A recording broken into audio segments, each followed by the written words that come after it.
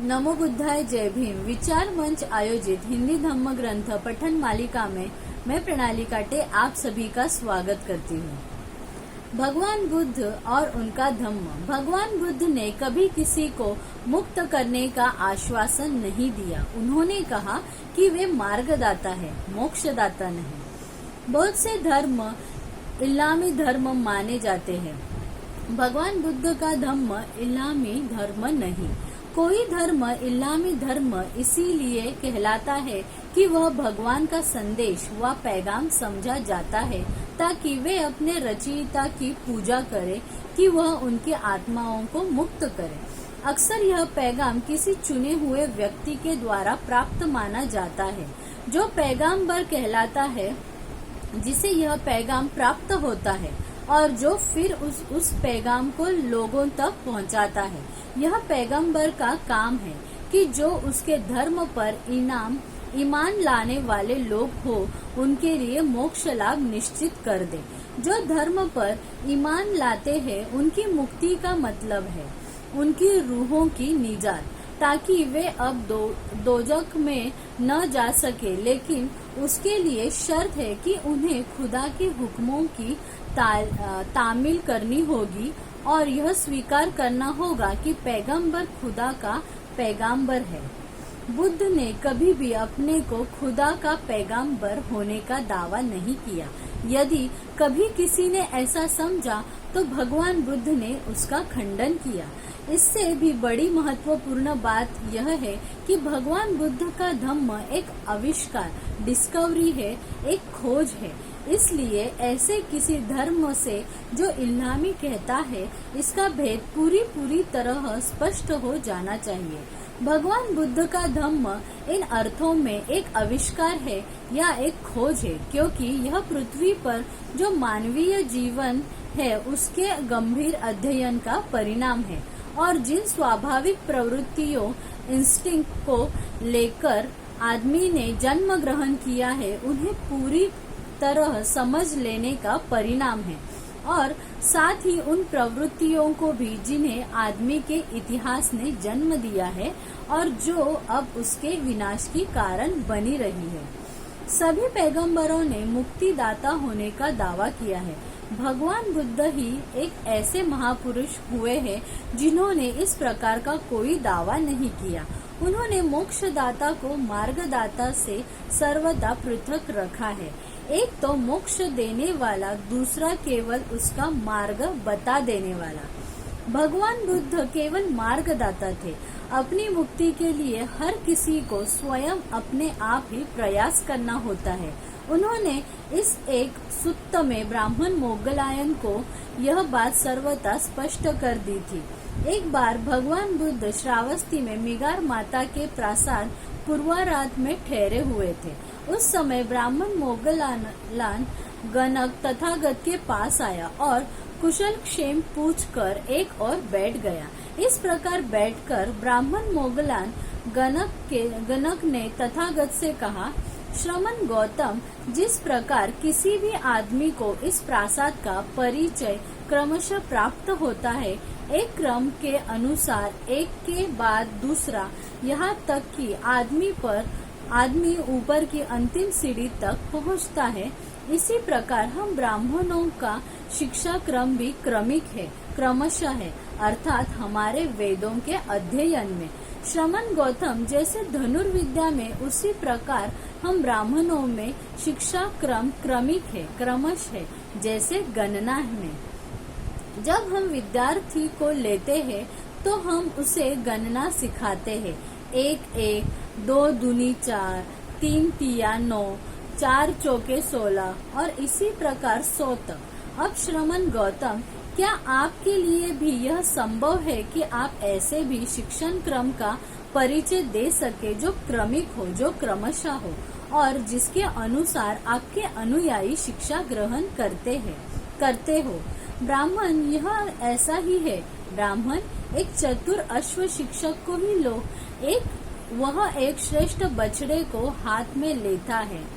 सबसे पहले वह उसके मुंह में लगाम लगाकर उसे साधता है, फिर धीरे धीरे दूसरी बातें सिखाता है। इसी प्रकार है ब्राह्मण जो शिक्षा कामी है। ऐसे आदमी को तथागत लेते हैं और सर्वप्रथम यही शिक्षा देते हैं कि शीलवान रहो, प्रातिमोक्ष के नियमों का पालन करो, सदाचरण में दृढ़ हो जाओ, छोटे छोटे दोषों को भी बड़ा समझो, शिक्षा ग्रहण करो और विनय में पक्के हो जाओ। जब वह इस प्रकार शिक्षा में दृढ़ हो जाता है तो तथागत उसे अगला पाठ देते हैं। श्रमण, आओ, आँख से किसी रूप को देखकर उसके सामान्य स्वरूप का उसके ब्योरों से आकर्षित न हो।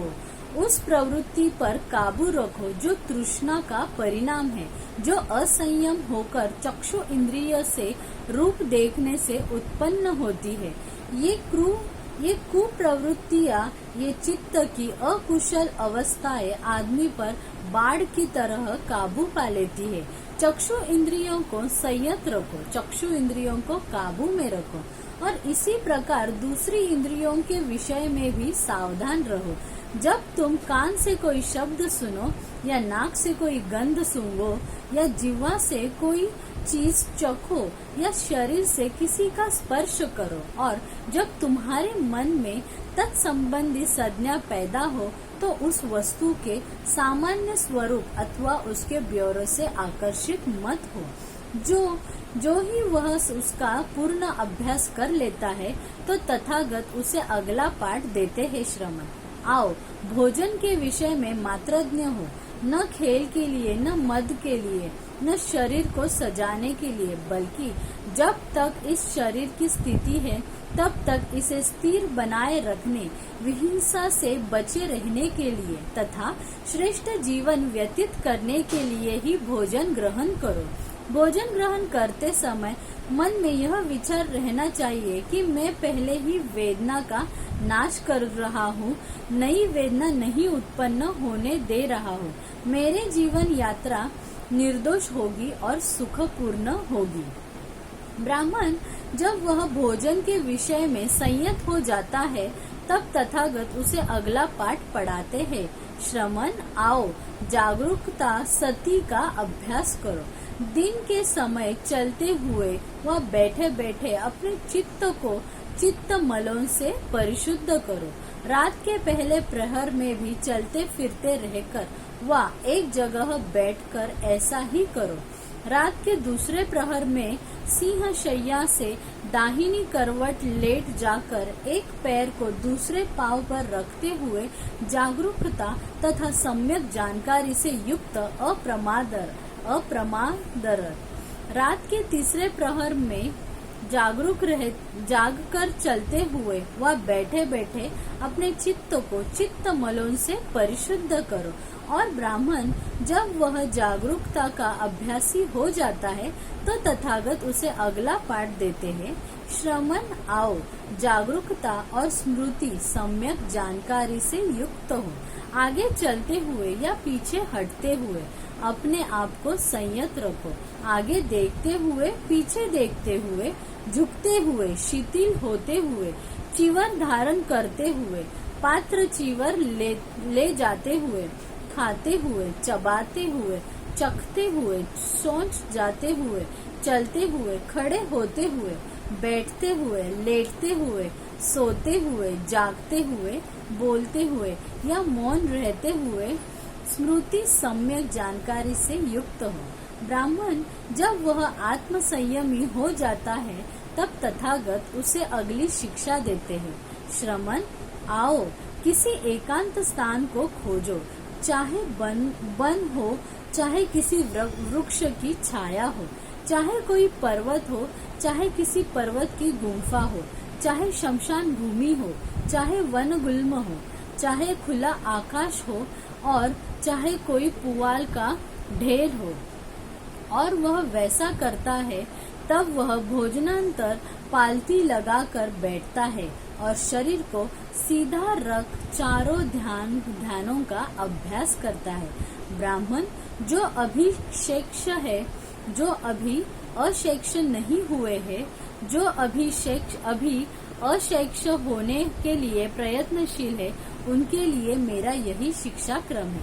लेकिन जो अरहंत पद प्राप्त है, जो अपने आश्रमों का क्षय कर चुके हैं, जो अपने जीवन का उद्देश्य पूरा कर चुके हैं, जो कृतकृत्य है, जो अपने सिर का भार उतार चुके हैं, जो मुक्ति प्राप्त है, जिन्होंने भव बंधनों का मूलोच्छेद कर दिया है और जो प्रज्ञा विमुक्त है, ऐसों के लिए उपरोक्त श्रेष्ठ जीवन सुख विहार भर के लिए है और जागरूकता युक्त जीवन आत्म संयम मात्र के लिए। जब यह कहा जा चुका तब ब्राह्मण मोगलान गणक ने तथागत से कहा, श्रमण गौतम, मुझे यह तो बताए कि क्या आपके सभी शिष्य निर्वाण प्राप्त करते हैं अथवा कुछ नहीं भी कर पाते? ब्राह्मण, इस क्रम से शिक्षित मेरे कुछ श्रावक निर्वाण प्राप्त कर लेते हैं, कुछ नहीं भी कर पाते हैं। श्रमण गौतम, इसका क्या कारण है? श्रमण गौतम, इसका क्या हेतु है? यहाँ निर्वाण है, यहाँ निर्वाण का मार्ग है और यहाँ श्रमण गौतम जैसा योग्य पथ प्रदर्शक है, तो फिर क्या कारण है कि इस क्रम से शिक्षा प्राप्त कुछ श्रावक निर्वाण प्राप्त करते हैं, कुछ नहीं करते हैं? ब्राह्मण, मैं तुम्हारे इस प्रश्न का उत्तर दूंगा, लेकिन पहले तुम जैसा तुम्हें लगे वैसे मेरे इस प्रश्न का उत्तर दो। ब्राह्मण, अब यह बताओ कि क्या तुम राजगृह आने जाने का मार्ग अच्छी तरह जानते हो? श्रमण गौतम, मैं निश्चय से राजगृह आने जाने का मार्ग अच्छी तरह जानता हूँ। अब कोई एक आदमी आता है और राजगृह जाने का मार्ग पूछता है, लेकिन उसे जो रास्ता बताया जाता है उसे छोड़कर वह दूसरा रास्ता पकड़ लेता है। वह गलत मार्ग पर चल देता है, पूर्व की बजाय पश्चिम की ओर चल देता है। तब एक दूसरा आदमी आता है और वह भी रास्ता पूछता है और तुम उसे भी ठीक ठीक वैसे ही रास्ता बता देते हो। वह तुम्हारे बताए रास्ते पर चलता है और सकुशल राजगृह पहुंच जाता है। ब्राह्मण बोला, तो मैं क्या करूं? मेरा काम रास्ता बता देना है। भगवान बुद्ध बोले, तो ब्राह्मण, मैं भी क्या करूं? तथागत का काम भी केवल रास्ता बता देना है। यहाँ यह संपूर्ण और सुस्पष्ट कथन है कि तथागत किसी को मुक्ति नहीं देते, वे केवल मुक्ति पथ के प्रदर्शक है। और फिर मुक्ति या निजात कहते किसे है? हजरत मोहम्मद तथा ईसा मसीह के लिए मुक्ति का निजात का मतलब है पैगंबर की मध्यस्थता के कारण रूह का दोजख जाने से बच जाना। बुद्ध के लिए मुक्ति का मतलब है निर्वाण और निर्वाण का मतलब है राग द्वेष की आग का बुझ जाना। ऐसे धम्म में मुक्ति का आश्वासन या वचनबद्धता हो ही है कैसे सकती है। आज का यह भाग हम यहाँ ही समाप्त कर रहे हैं। अगर आपको विचार मंच का ये उपक्रम अच्छा लग रहा है तो कृपा करके हमारे चैनल को आप सब्सक्राइब कीजिए ताकि आपको नए नए वीडियोस के नोटिफिकेशन आएंगे। नमो बुद्धाय, जय भीम।